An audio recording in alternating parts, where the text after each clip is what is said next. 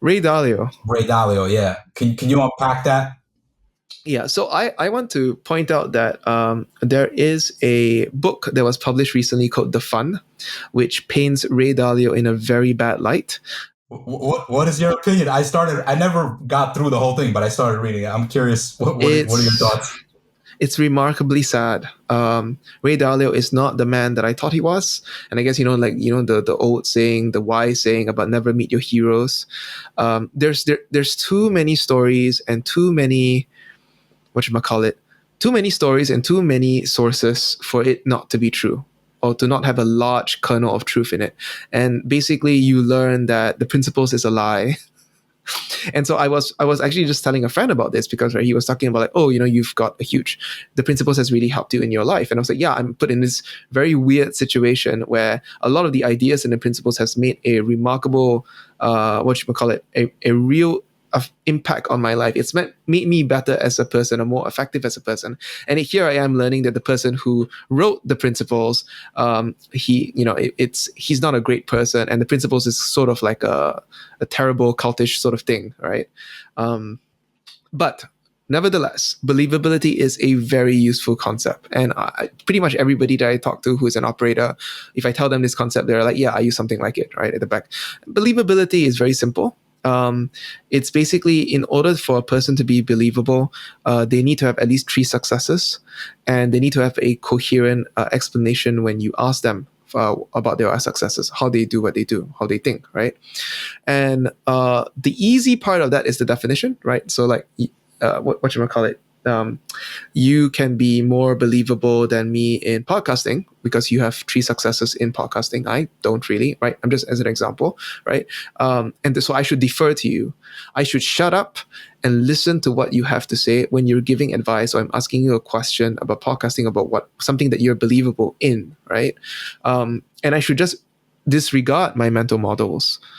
Mental models here meaning like the models that I have of reality in my head, right? That's the hard thing. The easy thing is the definition. The hard thing is actually using it. And the protocol that Dalio recommends, and I recommend too because it's worked a huge amount for me, right? Is if you're talking to a person who's more believable in you in whatever topic that is, right?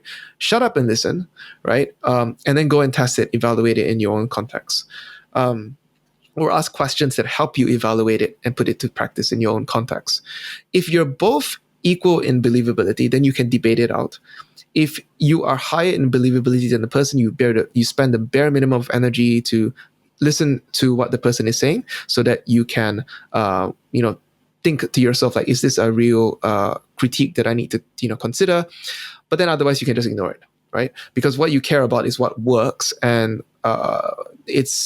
there's a lot of people out there who give advice who are not believable, and you need to be able to filter through the advice to get at people who are actually good and will help you get to your goal as quickly as possible.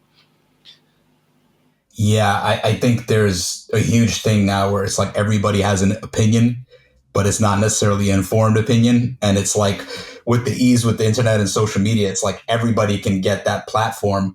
And sometimes somebody's just has good rhetoric, like it's just convincing, but what does it lay on? And it's interesting though, like taking the believability principle and using it to like evaluate the fund, for example, and actually like using that to like, is this true what you're talking about?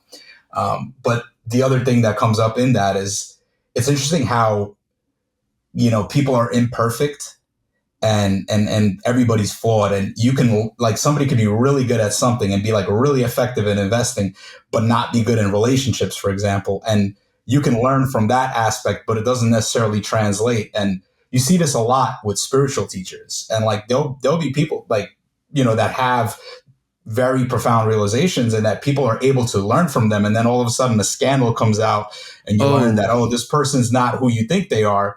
But at the same, you're like conflicted because, I've learned so much from this person. Like, how do I square those things together?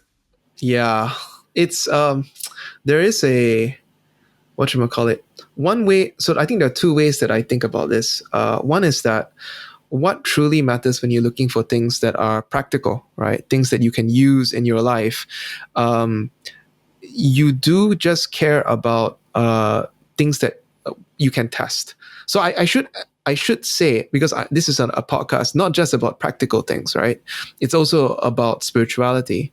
That this approach to the truth is very much a thing for what you might call it, real things, effectiveness things, I guess practical things, right? So I have a hierarchy of practical evidence, right? And the top of it is if you've tested the idea and it works for you, that is the highest bar for truth. In this particular context, right? The second bar is it's advice from somebody who is believable and they have skin in the game. The third level below that, right, is somebody who's just believable. They don't have like some kind of skin in the game where they lose if there's a negative outcome. And then below that is somebody who has actually tried. There's a lot of people out there who talk a big game, but then when you ask them details of what happened when they tried, they suddenly can't give you good answers. Right? Those people are, the tier 4. And then finally at the bottom is people who are, they're good writers or they're good speakers. They're very articulate, but the coherence and the articulation of an argument does not make that argument true when it comes to practical matters. What makes that argument true is whether it works, right? And so that's when you're dealing with practical matters as Common Cog does, which, in some ways my life is easy because I only talk about practical matters. I don't opine about the economy or about markets, which is a bit, there are probably things that work, right? But those are bigger things that you can't immediately test as easily.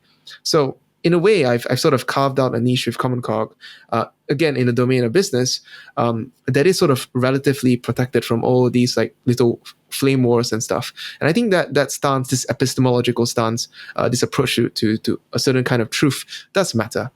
And the other way that I look at it is that there are 4 classical theories of truth. So I learned this in university, right? There is the correspondence theory of truth. It's like what you believe is true is what corresponds to what you see in reality. There is the coherence theory of truth, which means that things must stem from logical axioms and they must build coherently to the flow of the argument must make sense. And then there is the consensus theory of truth, which is what everybody agrees on is true. And then finally, there's the pragmatic theory of truth, which is what we're talking about here, which is what is true is useful. So it doesn't matter that Ray Dalio was a flawed person. What really matters is that he has given you an idea that is useful and you've applied in your life and it works for you.